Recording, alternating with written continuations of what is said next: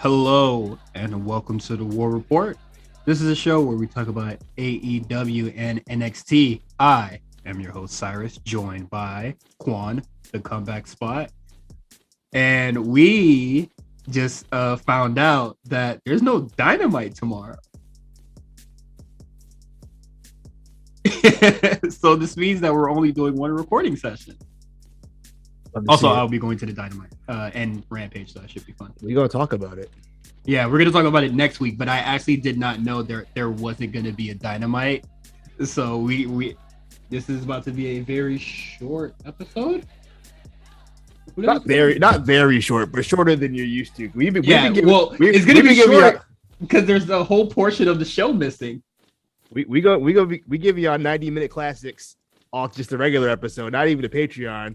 You had the Patreon on. We give you 2 hours of content every week. Y'all can be y'all will be all right. An episode where I don't have to talk about AEW. I love baseball, or whatever's kicking them off the. Hockey. I think it's hockey. I love hockey. I do fuck hockey. But how you feeling? How you feeling this week? I don't know. I'm very not knowing that there is an AEW next week. I'm trying not to pad out with answer. Let me double check just in case. I'm pretty sure there isn't one though. Because it'd be crazy for them to run Dynamite, Rampage, and then Dynamite again all in the same week. No. It's the 16th, so it's Saturday. There's no episode on Wednesday. Okay, we're good. Cool. Okay. Well, yeah. So I'm gonna try to avoid the bullshit banter since there's a whole portion of the goddamn show missing. But everything's good. I don't. What's going on with you, man? What's good? Talk to the people. You know, we're doing the show. Spot callers will be coming soon. You can listen to that on the A Show Patreon, patreon.com/the A Show RNC. It's been so long since I messed that up. So don't forget also any patrons of ours. We got the A list as well. The new down to the final 90. Yeah. So you gotta drop from 90 to 50. And let me tell you, you know what? It's a little tougher than I thought it was gonna be. Let's talk about that. So I'll be honest. You haven't done mine? Oh, okay. I looked at it, I tried it, I was like, I gotta go deeper into this. So I did mine. Okay. And I think, with my perception being kind of like skewed, you missed the whole 2000s from I came at the ass end of it, the last 5 years of it. Yeah. So when I was voting, it was just like, oh, okay, I'm gonna vote for you because I know you. And then it was just like, okay, I'm gonna vote for you. I never seen you really in your prime, but I understand your impact. So I'm gonna vote for you. And then, I wasn't really keeping track of all my submissions. So I tried to hit submit and they were just like, gotta cut it down. So I was just like, shit, I gotta be real. If I did not see you during your notable run or whatever. Yeah. It's gonna be interesting. Or if you did not have a notable run when I was watching, then it was kind of just like, I'm sorry, JBL. I'm sorry, Go Shiozaki. Like, I know he was the shit, and I know they're the shit. Yeah, he had that run in Noah. JBL was only for like a year though, so you were good on taking JBL. He only had one real year where he was like really that nigga. Okay, but like, there's I think there's a lot of other people where I was just like, either you, basically anybody that was really in the 2010s that kind of went crazy. Those are the people that I kind of voted for. That's what I'm interested about. That's why when I asked in the Discord, which you guys can also join if you join in on our Patreon. I asked when did you guys start watching? Because I'm really curious to know what kind of what the demo is for the patrons and when did they start watching wrestling? What is their what is their range of knowledge of it's different when you hear about it compared to when you saw it. You know what I mean? That's why I think there's a lot of people that kind of had notable runs in the Attitude Era. I mean, the Ruthless Aggression era. Anybody that's on the list that was still there, I can't remember off top, but it was just Eddie. Yeah, it was just I wasn't really watching at the time, but I know that I should vote for you. Yeah. It's like when people talk about like basketball. And I respect Chamberlain play, but I know what he was doing. Dr. J, I never seen him play, but I know he was out there. I respect game. You feel me? Yeah, you know what I mean? So it was very hard. There was a lot of people where I was just like, okay, like you're in like when deciding to pick like older dudes, I was just like, what impact did you have on the dudes that I'm watching? And sure. Eddie Guerrero definitely has a lot of influence on a lot of people that they're seeing. So I had to like give it up off top. There's an Eddie Guerrero tribute every week. No lie. Yeah, got it. Yeah. I hear there was one tonight. There's the one tonight. Literally every week there's Eddie Guerrero tribute. So no, I know I keep saying him, but he's like just a notable name that I kind of like had to like scratch off the list. It was just like I don't see a lot of JBLs out here. Yeah. So or even like Meals was talking about on the A show, he was like, then you got guys like Ric Flair who probably won't make it on a lot of people's list now. But outside of the other bullshit, but like his prime was in his 80s and 90s, but he also had a really good run in the 2000s. It had a classic with Shawn Michaels. So like, where do you like? Does he make the list off of that? I mean that really depends how much that one match means to you. Yeah, because I think that match is hard. And sorry, I did. I voted. Yeah, he had some. I mean, he was obviously he's not in the physical prime he was, but he was still having some. He had a couple of joints. Obviously, people like Shawn Michaels and Triple H. I had to like Yeah, same. Even those guys. I had to do it. Like because it was just like at this point, it was just like if I voted for everybody that I just watch currently, one, it would not be truthful. Like, I don't really think you belong in the, top 50. Yeah. And then also, there's dudes that I do believe that they should be in the top 50 off name, but I never seen you wrestle. Or like, then there's guys I was not watching when you were going crazy. Then there's guys I'm just biased about. Like Shingo's on the list, right? I believe so. Yeah, I'm voting Shingo every time. I'm sorry. You know who made it on the list, and I was just like, nigga, how? Hiroki Goto. Nigga, how? How do you do that? I don't know. Hold on, let me pull up the A-list right now, bro. I don't know what Goto was doing previous to like 2015. So I know he was getting his back blown out by goddamn Okada, and then Okada was just like, damn, that was nice. Anything previous to like the Shibata stuff, I don't know. I have no idea. Yeah. Oh, okay. So we have a lot of names here. So I'm just gonna scroll by like really, really quickly. And like I'm not saying this to like really shit on nobody, but like Adam Cole, top 50 ever? That ain't cut it. Nah. Sorry, son. Nah. Off his ROH run and everything he did before that. Which ROH run? The original one, what's it? The Future Shock joint, and then when he left, and then when he I'll give it up for the future. I'll give it up for the Future Shock joint, but not for the Bullet Club. Oh, because I always thought the Bullet Club in ROH was lame. I think it got lame when Cody joined. That when Bullet Club lost me. I always thought they were lame. Now they were cool. They were cool for a bit. When it was like Finn, the Bucks just got there. Not New Japan, ROH. It's the same. I mean, they were all in the same. No, they're not. Outside of Finn, it was the same dudes. It was still the Bucks. It was still Cole. It was still. But like what is it? So for the Bucks, if they weren't having a ladder match or anything, I was not watching ROH. And every time I saw them in ROH, it was because of that. Even when I went there live. Are the Bucks on the list? I don't think so. I don't think there are on individually. Let's see. Matt Jackson, not here. Nick Jackson. Wow. Okay. Maybe they didn't want to do tag teams. I don't know. Yeah. You'd have to make an argument that the Bucks would be on this list. Yeah.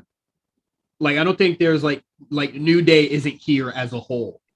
Yeah, that's fair. Okay. So I think that's very interesting as well to consider for the A list. But it's gonna be fun. It's gonna be fun. Just to end this off, just like who put Evil on the list? Evil, right? But Meiko Satomura. I don't know anything about Mako enough to really know. but I know she's fire. So She do on I the give her list? the vote or not? You know? I don't know what she done post 2000. I'm sure a lot. Yeah, you're right. So I don't know. I don't know even how to put it. Why? Yeah. So it's very hard Mick to Foley? really come it down. Who's Mick Foley? He had like 5 matches post 2000. Hey man, it is what it is. But that's enough. I think that should be sufficient. Yeah, sufficient A-list talk. There you go, Meals.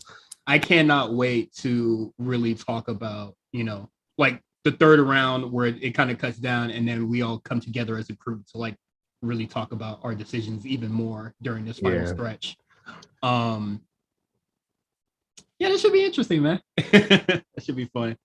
All right. So in the trenches, not much because it's only goddamn Tuesday. But we have two big topics that were kind of like flowing around today and over the weekend. But first, we're going to get into Bryan Danielson kind of saying, kind of just admitting that he was lying. Yeah. He was lying about like, his concussion thing, and that lost him a lot of trust in the WWE. And so that more or less kind of makes sense why he had to get approval from like so many doctors and stuff like that to just be like, dog, I'm not capping for real. Like, please. Yeah. Test after every match, all the stuff we heard. Yeah. And then, Bryan being like, oh, Vince was like so overprotective. And it was just like, clearly, because you lied. Like, what if you lied and something went wrong? Yeah, then it's the liability on Vince. Exactly. Like, come on. I've said it so many times. You got to be a little stupid to be a professional wrestler, and this is just another case of my favorite Quan quote. I'm not gonna lie. You got to be an idiot to be a professional wrestler. And look, I love Bryan. Bryan, my favorite wrestler, but sometimes he had this idea. It's kind of a whole generation of those guys, like him and like Nigel and all them. They were just willing to like Kevin Owens, like they're just willing to like really like do damage to themselves just to like. I don't know why. It's some weird, like, sick, perverse thing they have to do to themselves to prove themselves to who? I don't know. I mean, like, this is Bryan Danielson. Like, he's done everything in wrestling you could possibly do. Like, he doesn't need to do this. He doesn't need to drop himself on his fucking head for Kenny Omega. There's like, what are we doing this for? It's just it's almost kind of selfish in a way. Yeah, I'd want to be more careful. Yeah, I do want him to be more careful, but I'd say if you are in wrestling and you're not really trying to pivot into something else, like you really just trying to lay it like, take a back bump all your life, kind of nuts, brother. Kind of crazy. You don't want to like invest in something, do like a nonprofit or something, because I've been watching The Wire. I like to look at, wrestling as like the drug money, and then you just, kind of just get that money and then, you fund it into something else and, kind of just like leave it hands off. Like you do the wrestling thing and then you transition to like being an actor. You do the thing and then you transition to a voice actor, personality, yada, yada, something like that, right? And even for people that are like, not to really shit on them, but like lower on the card, real estate agents, doing nonprofit stuff. But the thing though with Bryan was that like he had that like Vince was letting him. He even said it in the letter for the Sports Illustrated joint, the Players Tribune, when he said like even Vince let him in the creative meetings. He was there, like he had like something safe to fall back. I mean, he could still do that in AEW. That's not the problem. Yeah, it's just like, but it was just like he got to that level because they wanted to protect him.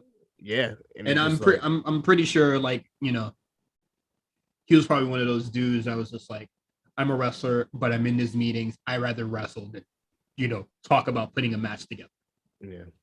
So that probably it's just like I'd rather be out there doing the game. You feel me? But at the end of the day, I mean, he's a grown ass man. So if he wants to drop himself on his head, no. If that man wants to drop himself on his fucking head, that's fine. It's just like, be careful. People wanted to blame, saying, "Oh, like they held Bryan Danielson back in WWE or whatever," even though not true at all because he does the same exact moves in AEW as he did in WWE. But it's just like, yeah, because obviously, like, we didn't want to see this guy like scramble his fucking brains any more than it already is. Yeah. Like, what's wrong with that? We are just as protective as this is over because, like, the last thing I want to like hear is Daniel Bryan passing away. Yeah, who knows what I mean? Like, or retires again, or he can't walk. Like, how many? Like, especially people like him. I know he's seen probably all of his heroes growing up. They could probably barely walk now. They can't even stand up straight because of all the bumps. Shit, he be passing the hole next to Matt Hardy. You should be like, God damn. You know what's crazy? No, I wouldn't say. I would say they've been wrestling about the same amount of time. But I think Brian debuted in like '99. I think Matt was like '94 or something like that. But still, you know what I mean? Yeah, no. But like, yeah, he see that and be like, oh shit, like not really trying to like move. I just feel like like try to move on past wrestling to like kind of do his thing. I think it's kind of nuts. And then people that try to flip this as like, honestly, I do think this is just like Brian being very honest and being like, yeah, I was wilding. And then people going, no, you're absolutely in the right. You should wrestle because, and it was just like, are you insane? This man was lying about like, concussion stuff. That's not that's not something to play around with.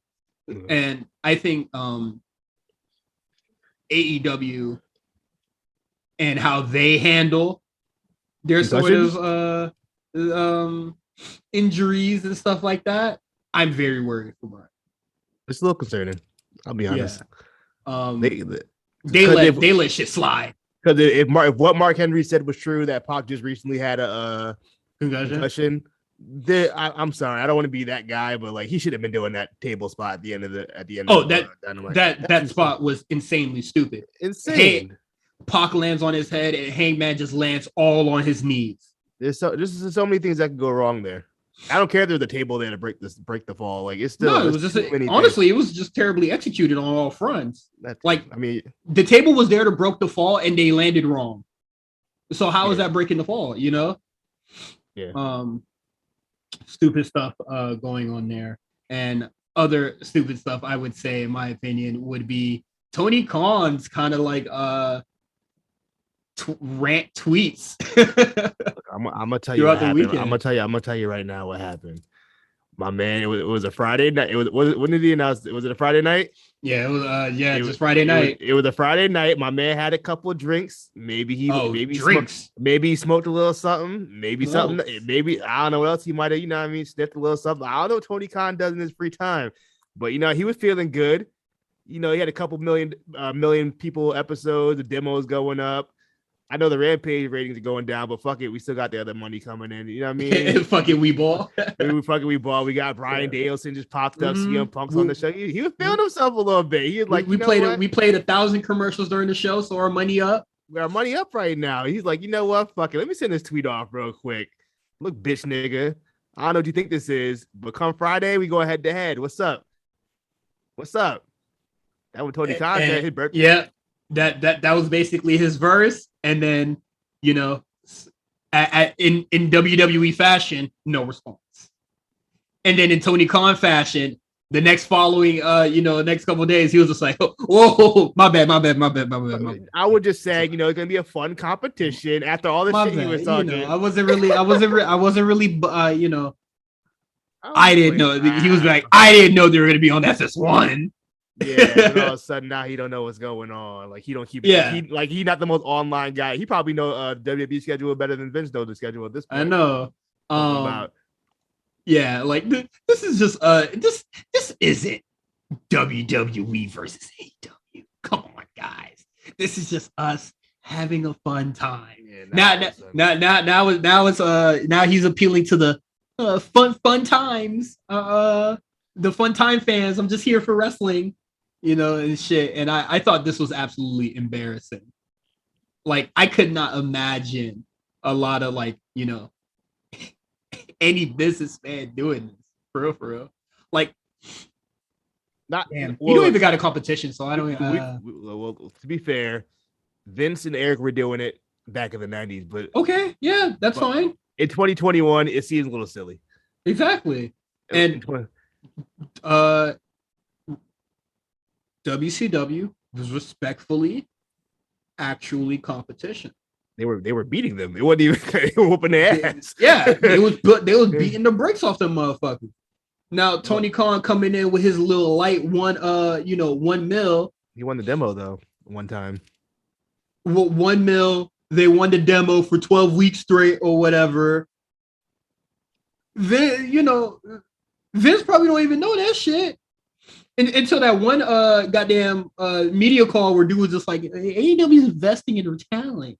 How do you feel about that? He was like, shit, good for them. Take some more. They want some more? they want some more niggas to invest in, man. Take nerds. So I think this is very nuts. And now Tony Khan is being very he's actually super reactionary, obviously, because he reacted to SmackDown being, on its normal time slot, just on a different channel. Then reacted to his reaction of SmackDown being on a different channel. And now he reacted by putting Daniel Bryan and Miro Suzuki on the YouTube thing while SmackDown is on. Then he reacted to that. What's wrong with this man? For the year. You know what though? Honestly, I'm gonna be honest with you. If he didn't backtrack like that and kept the energy, I would have respected it. Yeah, honestly, I would have. I'm like, yeah, go ahead. Because you know what would have been. Because you know what would have been crazy. What? With them being on FS1, there's very much a chance where AEW can be fairly close to winning. Yeah, they could absolutely. Absolutely, nigga, I don't know how to get a hold of FS1. I don't even. Also on a more positive note, you get to see Bryan Danielson versus Minoru Suzuki live. Yeah, I am very much looking forward to that. That's why I don't really have any takes on, because I'm not going to be watching it, on YouTube or whatever. I'm going to be there live, so I'm actually more excited about it than I normally would be. Because if I wasn't going to be there, I would be like, all right, I'll just pull it up on. I don't watch SmackDown anyway, so it was just like, I'll just pull it up on YouTube while I play video games and whatever. It's the fucking Friday night. My next question is, how many people who watch SmackDown are really going to switch off SmackDown to go watch AEW pre-show or whatever the fuck it is? Well, honestly, there's no channel to switch over to. Yeah, you could just. It's going to be on YouTube. They're going to put it on their phone on mute. SmackDown loses 0 viewers. This is true because we have so many platforms that has access to YouTube. Yeah, put it on YouTube. I mean, I don't know what you're trying to do. I don't understand what you're trying to do there with that. That doesn't make sense. Now that I'm thinking about it. Yeah, exactly. YouTube views don't take away from television views because YouTube is on goddamn everything. Yeah, that's true. Booker of the year? My man without that pure glass blowing. But yeah, that's all I have to really say about it. I do think Tony Khan is absolutely being super reactionary. Hey, if they give us Bryan Danielson versus Suzuki, that's fine. If you want to be reactionary and do that, that's fine. I guess I'll take it. Yeah, that's fine. I do think I'll watch it. I'm gonna watch. I'm not mad that match is happening. I'm not mad that I'm just mad the match is on YouTube because we're gonna get Bryan Danielson versus goddamn Bobby Fish on TV. That's on Dynamite, right? Yeah. Fuck out of here, man. just swap them out. Please. But honestly, it doesn't matter if it's on YouTube or TV to me because I'm gonna be watching it on my laptop or my phone anyway. I'm sure I'll watch it Saturday morning or whatever. Yeah. Also, real quick, other AW news, real quick. Bray Wyatt talk. He said, well, it's actually no Bray Wyatt talk. According to Tony Khan, let's take this for a grain of salt. He said that there has been no talk with him and Bray Wyatt. They have a personal relationship, but they've never talked business. I doubt it. That's probably cap. If we're gonna keep it on, I'm sure they've talked. I'm not saying he gonna show up or not, but yeah. I doubt. I'll say this. I don't necessarily feel that AEW needs Bray Wyatt like at all. They don't need. But if they just want to pop if they want to pop the rating for a couple weeks, a fresh hot WWE star. Will Bray do that? And like, do you think Bray would do that? What? Go to Pop AEW? the rating? No, pop the rating. No, I don't think so. I'm about to say I don't think that'd make a difference. Yeah, exactly. But he think he will. So I mean, shit, motherfucker. He thinks that. I think all these signings are going to be like rating pops or whatever. But like it, honestly, it is what it is. I don't really care at this point. Now, if Bray Wyatt doesn't show up, do you think he returns to the E? When he right? Well, apparently he was never really like depressed anyway. So I quote unquote, he was never really sad about it. They just like kept him off TV, which I think is bullshit. I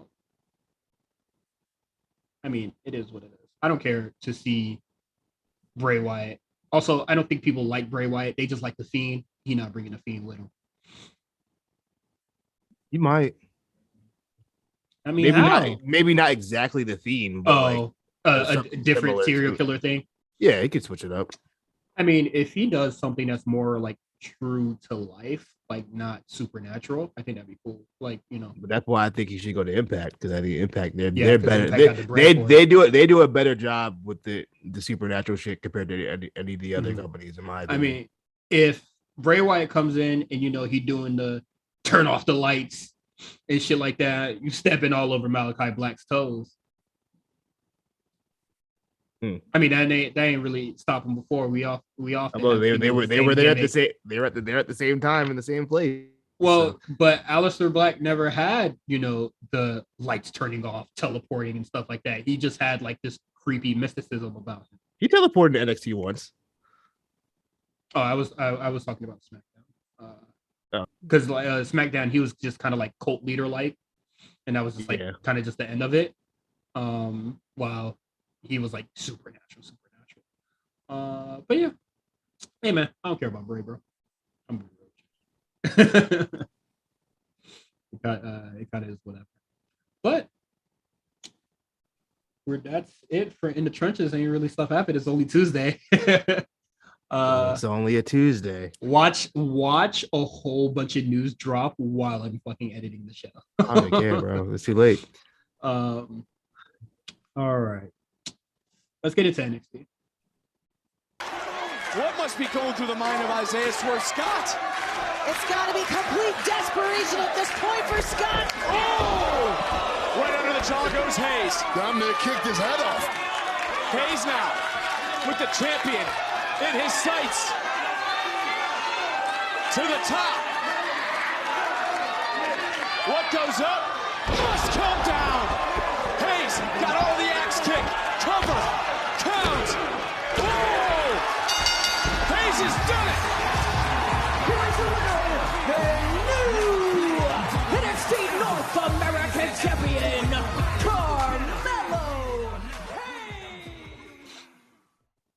Good episode this week. I think, what is this? This is like the 5th NXT 2.0 episode.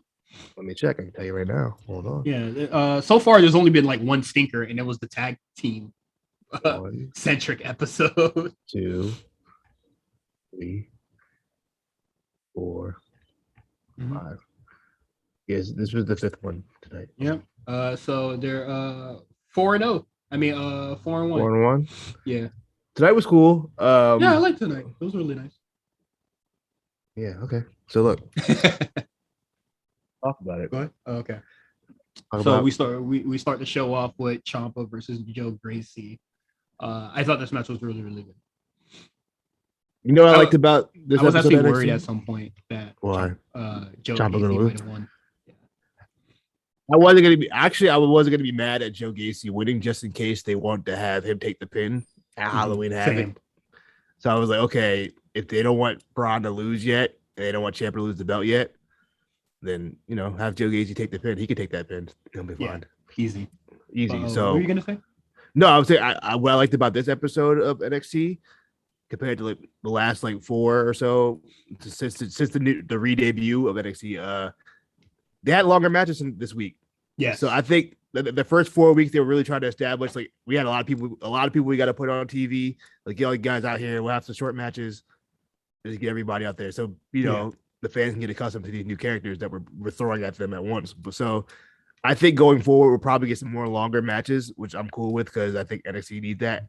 I know it's new NXT, but when I watch NXT, I still kind of expect some of the best ring work. And to that point, I definitely think that like now that we are very familiar with these faces, there is no need to like kind of just like baby us or kind of like introduce them slower to us. Like they're here now. Like these guys are no longer new to us. Yeah. So now we can just get to the part where they wrestle. And I think that's nice. So no more character introductions or not a lot of video packages and stuff like that. Like we're here now. And what I also liked as well is that there's a lot of people that talk on a live mic. I was shocked they let the Creed brother talk. I didn't think they were going to let the Creed brother talk on the mic like that. Like, oh, okay, y'all can talk too. One of them can. Yeah, they're just like, let's see what you got. Like the first like the first month, it was just like, all right, here's the test. All right, now this is your exam. Talking on the mic, and I think everybody did relatively well. One of the people that we'll talk about later, I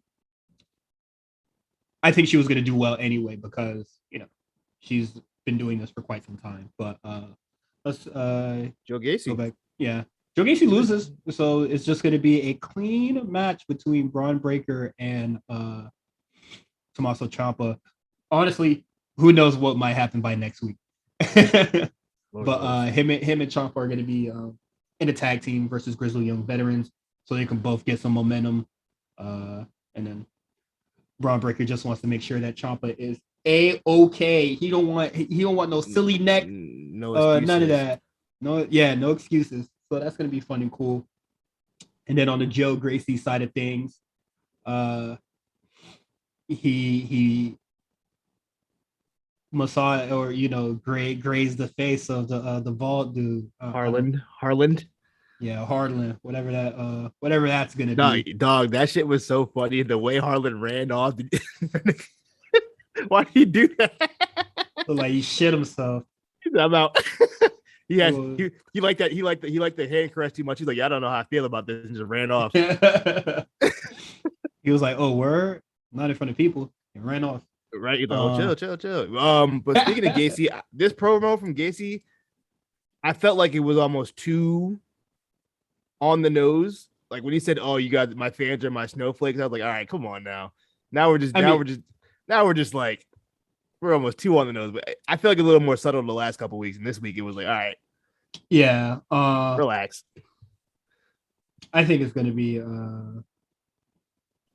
I don't know. I'm not really a big fan of the safe space promos. Like I think they're all like, I still think it's leading to something very dark. I still think it's where we're going with this. Yeah, I don't know how much more I can take of like this without there being like something grand attached to it fairly soon. But it seems like we got our little sprinkle of that this week. I don't know. It's like whatever to me. I feel like if I show that somebody, they'll just be like, oh no, and that makes me uncomfortable. But moving on, we get the Diamond Mine debut of Ivy Niles, and she killed that young girl out there. A little, not much, but she showed that she got a lot of power. So that's all I needed to see. That's all she needed to show me. Yeah, that's all I needed to see. She could do a suplex. She could do a body slam. She could do a torture rack. That's all I needed, baby. Off the rip, when she came out, she looked like a star. Off the rip, like I could see it. Because I know her, like, for example, her and like Layla Hirsch, they got like similar body types, kind of like they're both kind of petite and both kind of muscular, but like Ivy Niles is like, hey, nah, Ivy Niles is a different breed compared. I don't know if it's the presentation differences of like WWE and AEW, but like, oh, absolutely, Ivy Niles looked like terrifying. She's jacked. That's why she's jacked as shit. I mean, so is Layla Hirsch.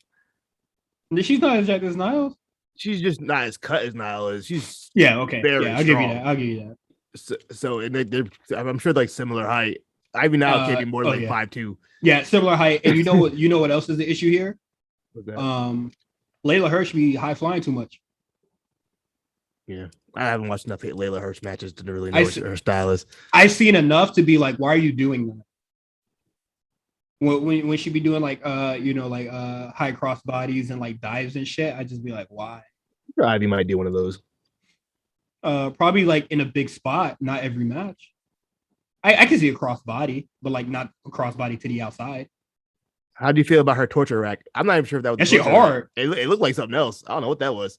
It's hard. I love it. And that's not the torture rack I grew up on. the Lex Luger joint. That's the what is it on WWE 2K? That's Torture Rack 2. Yeah, Torture Rack 2. So that's the Eddie Guerrero joint. Yeah, so I think it was a good debut. Can't wait to see more of her. Same issue that I kind of have with kind of like everything that kind of gets isolated for the most part. I want I like Diamond Mine a lot, but we'll see how Ivy Niles transition with the big girls. Where she's in there with somebody much taller than her, more experience. Yeah. So we'll see what happens. Like I would like to see her versus like EO or like Indy Hartwell or even Saray, stuff like that. Real vets and see how she hangs. Saray gonna kick her head off.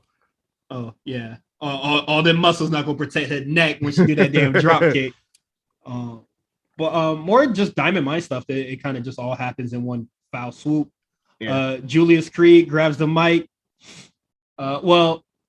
Malcolm Bivens cuts a promo, gassing up Niles, and then Hickman Jiro comes out, and I go, man, fuck out of here, son. And then Julius Creed grabs the mic, and he's just like, I stay strapped. And then Jiro fucking snuck his ass. So word, okay. You sure? Snuck his ass. And then we get the match. The funniest part when how he snuck Julius too, which is like Julius got hit in the face and it felt like he did a back bump but got immediately back up like, yeah. Yeah, it's so much funnier the way he's like no sold it, like whoa. Yeah, he was just like, oh, shook it off real quick. I thought that was funny. And then like Hickman Jiro punching him and then like running made me die laughing. That's what I would do. And then now they go to commercial break. We come back and then they're having a wrestling match. And I thought the match was fine. Not really. This is like a singles debut for Julius. I guess no tag team tonight. Well, it was just cool to see. That's cool. I was interested to see what their selling was going to be like. I just wanted to see what they haven't really had to sell a move yet. Like really, This was the first time they had any kind of. Would you say that his selling is good based off the punch he took? That first punch, I don't know, because I guess like it would that punch wouldn't like fully knock you out. You know what I mean? Yeah. Whatever the fuck it is, that forearm, whatever he's doing his jacket. I don't think it wouldn't knock you down. Like I feel like if I got hit off guard with that, I would probably fall over and get back up. So I'm not. Yeah. I wasn't too mad. A quick spin around. Yeah, I'm like whoa, hold on, what was that about? But how'd you feel about the match? I thought the match was just like it is what it is. Fine. I was interested to see that one of the Creed brothers kind of do a solo. I didn't think they would have them do singles matches so fast. And already. This is our new 2.0. I'm gonna tell you like this. I really like Diamond Mine. I like everything about them. They look legit. They seem cool. Like I fuck with these guys. They got personality. Bivens gives them personality. Like I have no complaints about Diamond Mine right now. They're awesome. Also, just a small little thing that happened in the Ivy Niles match, and I love that commentary pointed it out. At the start of the match, the person, I don't know who she was wrestling against, like started like doing some stuff, and then Niles looked kind of lost, and then she looked at Hachiman, and he was just like, "Nah, you got it," and then she just started going crazy. I like that a lot. I like that commentary pointed out a lot. Really, that small little thing just like solidifies him as like the coach. I would love to see him wrestle. But not wrestling. He's not wrestling.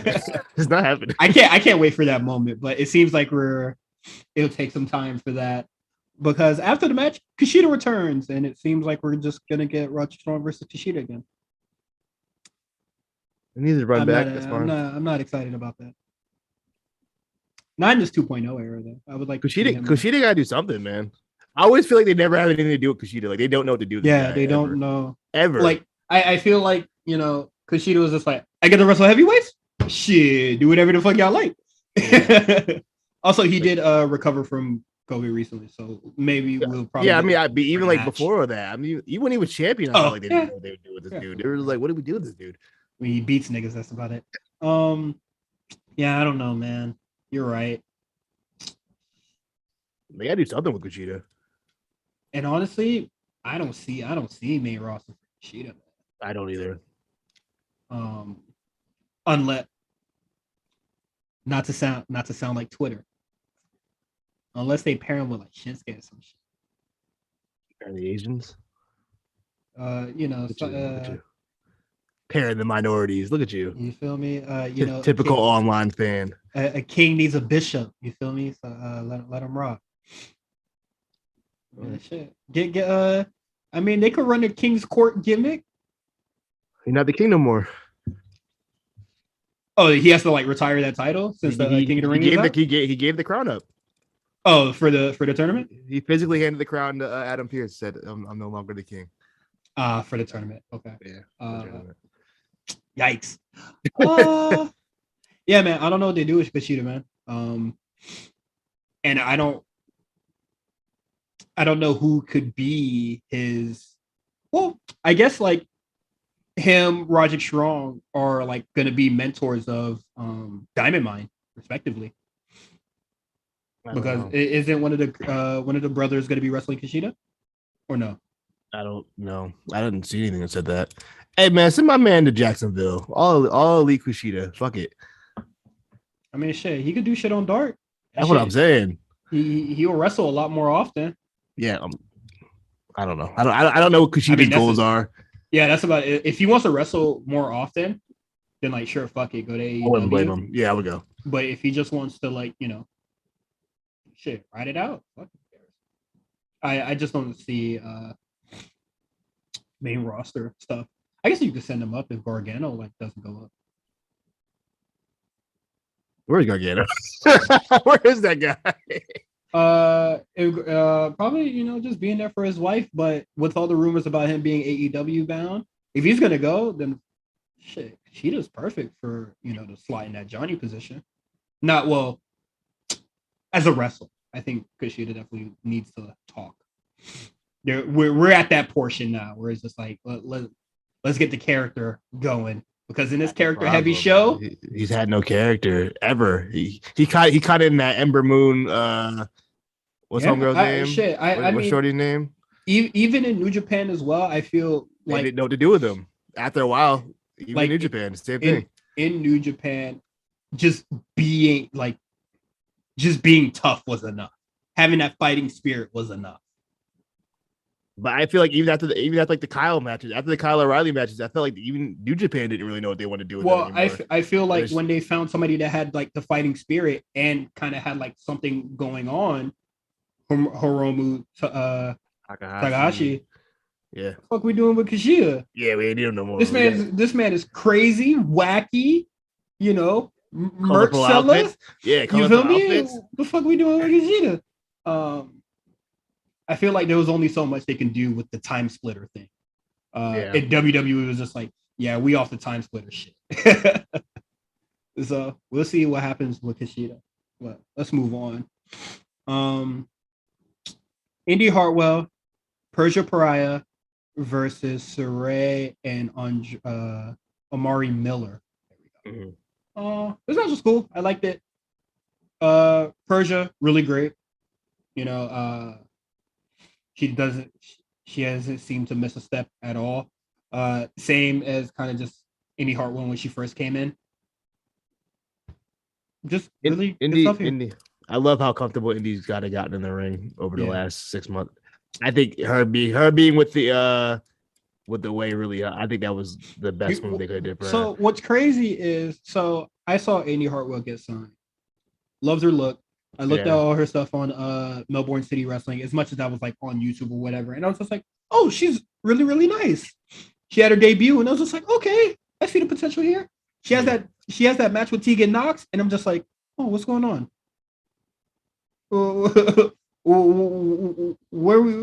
What happened? Between the times that happened there. And then she has another match, and then everybody's just like, oh yeah, she is green. Yeah. And then I was just like, damn, the fuck happened? And then it all kind of just came together and came along, and now we're here, which is great. Yeah, she feels comfortable. She looks more comfortable. I think so. I'm kind of I know it's kind of main roster talk, but now I'm kind of interested in see how Austin Theory does without having Gargano with him. I mean, he's working with Jeff Hardy, so at least he has a vet he's working with. But it'll be interesting. So the thing with purely character speaking here. So for Austin Theory, he's dumb, right? I'm not even sure if the Raw gimmick is him being dumb anymore, though. It doesn't seem like it. It seems like they kind of strayed away from that. He's like his new gimmick is like he's like a fanboy, and he's like, I don't know, it's weird. Okay. What I was gonna say is that his gimmick is dumb, but he needs to be paired with somebody that's smart. Yeah. And I think Riddle kind of already has that covered. Not being, dumb, but like, saying wacky and silly things. He has Randy Orton to like kind of like be us and be like, be the straight man in the comedy. The straight man. Yeah. So if his gimmick is that he is a fanboy now, it just seems like he's just gonna beat everybody he's a fan of until he doesn't, and then that goes into a long feud or something, I guess. Oh, it should be interesting. I'm very interested to see where Austin Theory goes because I think he has a look. He's young. Where's Karrion Kross nowadays? Main event. Oh, okay, that's good to hear. He's wrestling on main event. But I'm glad that Indy got comfortable here, and she's getting her friend and who's also in Melbourne City wrestling with her comfortable as well. And I thought Saray can take a loss. It doesn't fucking matter. She didn't get pinned, so I'm not even mad at it. It's not to take anything away from the match, but this match is kind of pointless. Yeah. Like this is a last minute put together match. Like there's nothing really concrete here between Saray and Amari. It would just to get them into the triple threat. Triple threat. Yeah. So they win, and then Indy Hartwell and Persia Pryor are just like, I like that Persia grabbed the mic here. She took initiative, and I thought she, held her own in the short amount of things that she had to say. She was just like, shit, we want gold, baby.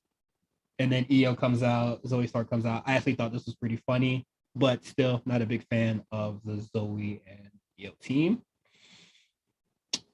And then Toxic Attraction comes out, and then they have a brawl, and that sets up for our triple threat. As soon as it happened, I was just like, triple threat at Halloween Havoc, yeah. Why by me? Yeah, that's fine. I guess we'll do predictions when we get there, but whatever. We'll just repeat it when that episode comes. Do you think that it's time for Zoe and Io to lose? I think low-key toxic attraction might do the clean sweep. I'm starting to smell it. I might need it. They feature toxic attraction a lot on these shows. Heavy. Please do not give me the runaround. Let's not postpone it. Let's be reactionary to social media, yada yada. Shit, your social media, WWE.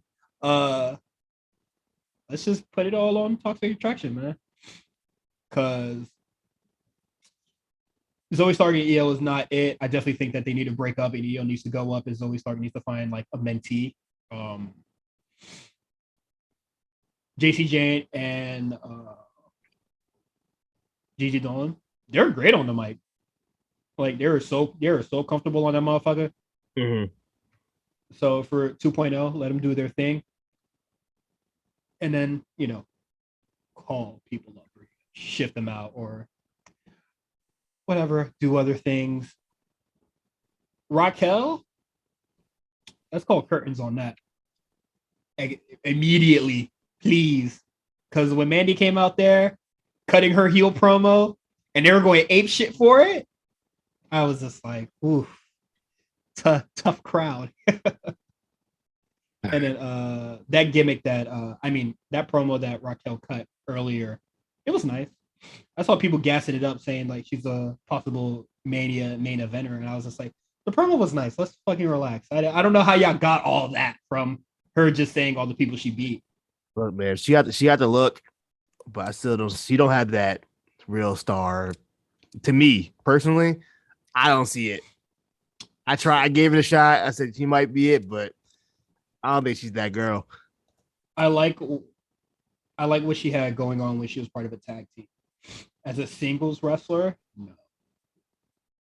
Yeah, the peak was Rhea, and after that, I haven't really cared.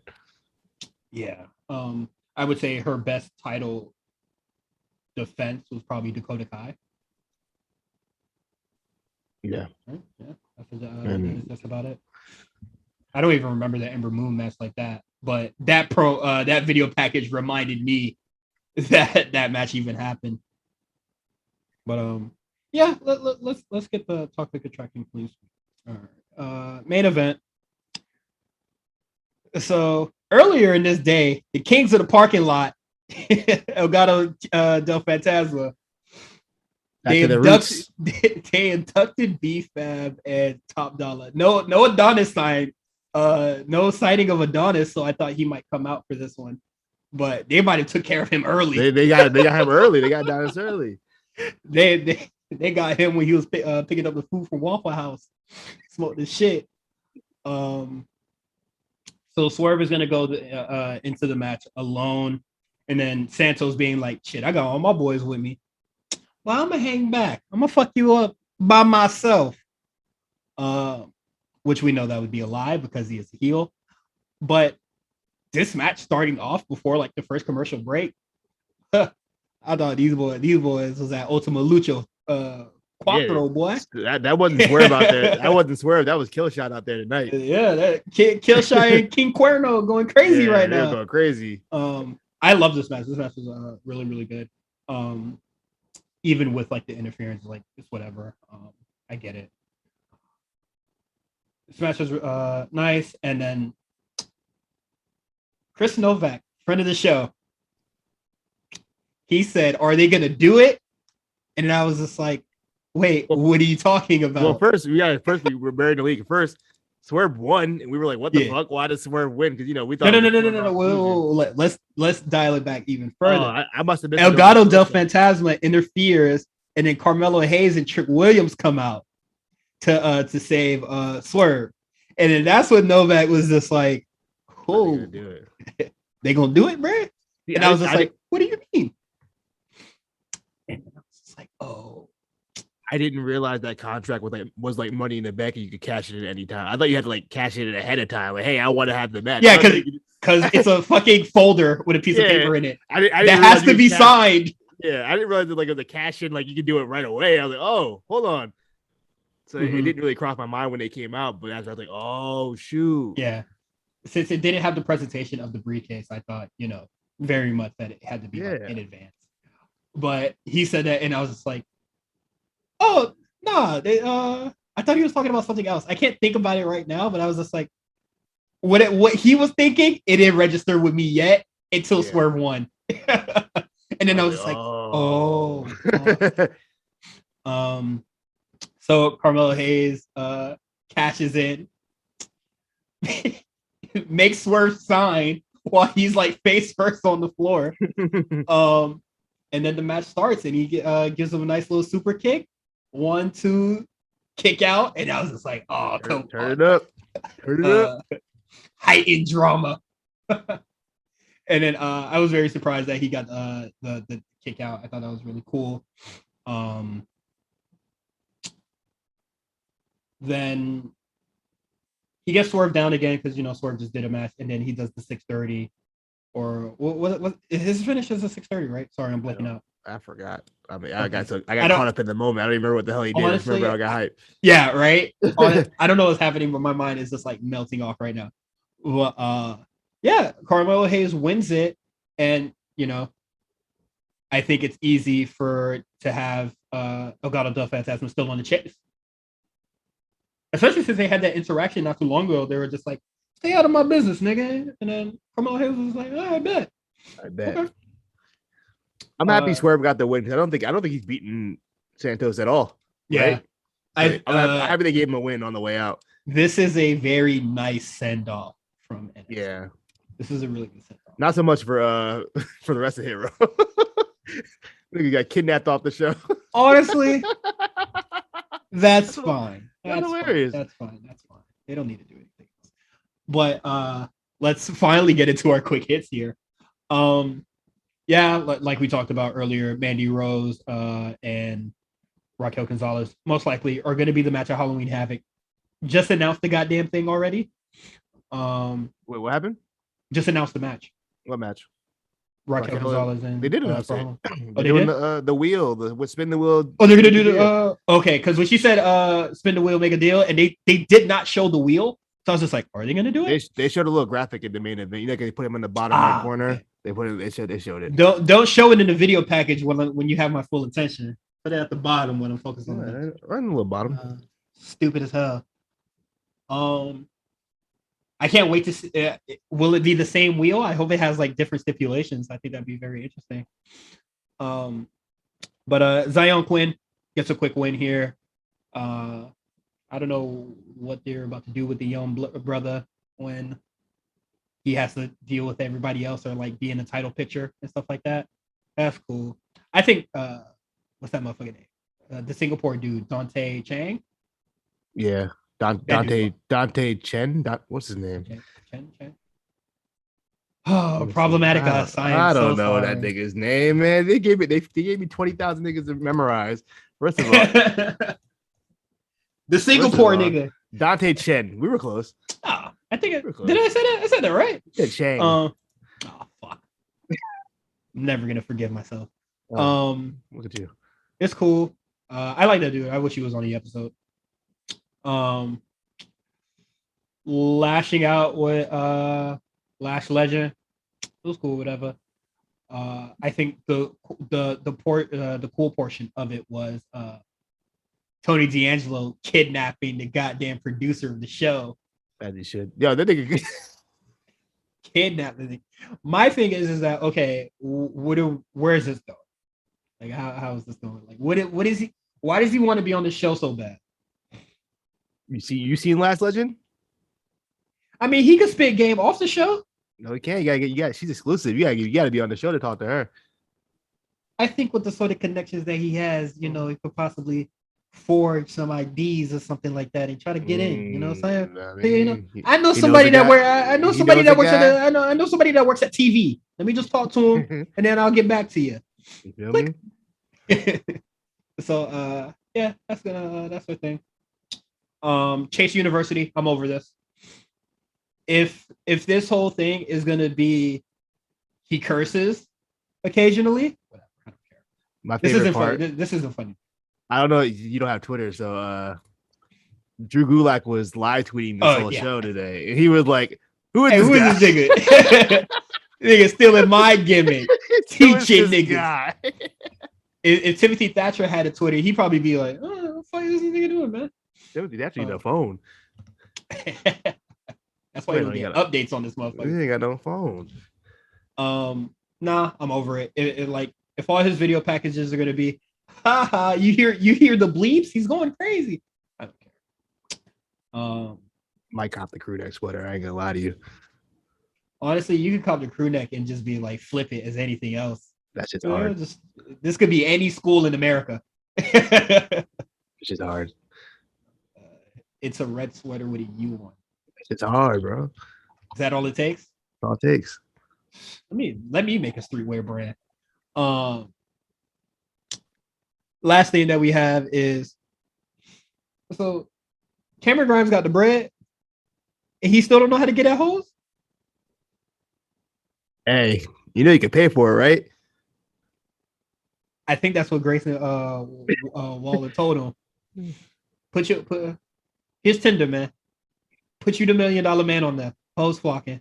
You know what I mean? And if they not, just pay for the boost, bro. Tinder Plus? Yeah, just get Tinder Gold. That's nothing. That's like 10 pennies to him. You know get the boost, brother. whatever. I don't like this direction for Cameron Grimes. I'm gonna be really real. I don't know. Like what are they doing, bro? And then Grayson Waller had a match with Duke Hudson, and then I turned away from the screen. Don't care. And that is kind of it for us.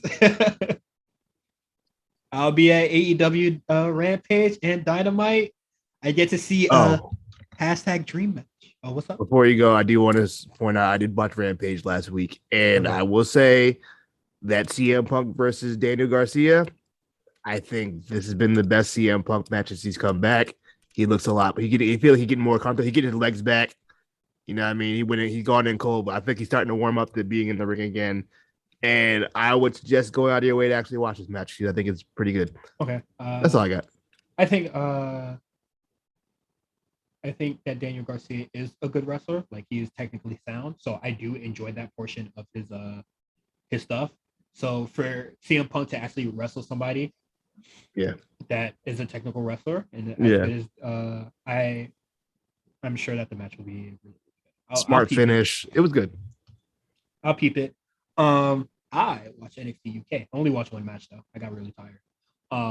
Ginny versus Amelia McKenzie. Mm-hmm. I think that's a good flip because she gets to keep the Twitter handle. I thought the match was really, really good. They probably had that match 1,000 times before in like anywhere. And then we're gonna get Ginny versus Mako Satomura, which happened before, but I cannot get a hold of it. Where did that happen? What, Progress? Pro Wrestling Eve. And the reason why I did not watch it is because I don't want to make a subscription. I didn't want to make an account for the website. Also on that same show, Noam Dar and Wolfgang had a surprisingly good match. I wasn't expecting it to be as good as it was. It's Heritage rules. It's Heritage Cup rules. It's good. I like the Heritage Cup rules. Me too. I think they're fun. I've been watching since I finished The Wire, which we'll talk about in our Patreon section. I watched a lot of like wrestling because I was just like, I have to fill the time now. So I've been watching a lot of like wrestling outside of it, and then we'll talk about that on Patreon as well. So if you're interested in hearing what me and Quan have been watching, it's been just a large array of stuff. You can listen to us talk about that by being a patron on our Patreon, patreon.com/the HRC. You can follow Quan at Twitter, The Comeback Spot. You can follow me, kinda. I just be lurking around on the HRC Twitter account.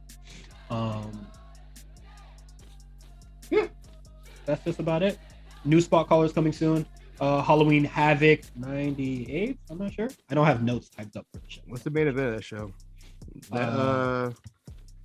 I think it might be Goldberg DDP or Hogan versus Ultimate Warrior.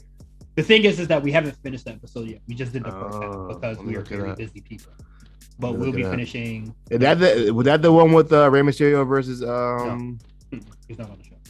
Okay, it wasn't on that episode. That must have been here before. It's the show where they run out of time, but they're wasting so much goddamn time on promo and the Nitro girls twerking and dancing. This is the show where it cuts out right before the main event starts, and then they have to show it on Nitro the next night.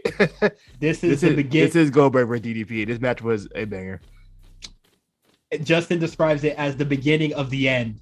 That too. For, the match was good though. But yeah, no, it's the beginning. There's a lot of bad matches on there, so I hope. I'm looking at the results right now, and yeah, I can see it. I can see where they were going. Jericho versus Raven. It's okay. The match that really had it was Ming versus some other motherfucker. Wrath. Let me tell you how my eyes were struggling to stay open. Atom Bomb. It's only a 5-minute match. How bad could it have been? Yeah. But yeah, look forward to spot callers exclusively on Patreon.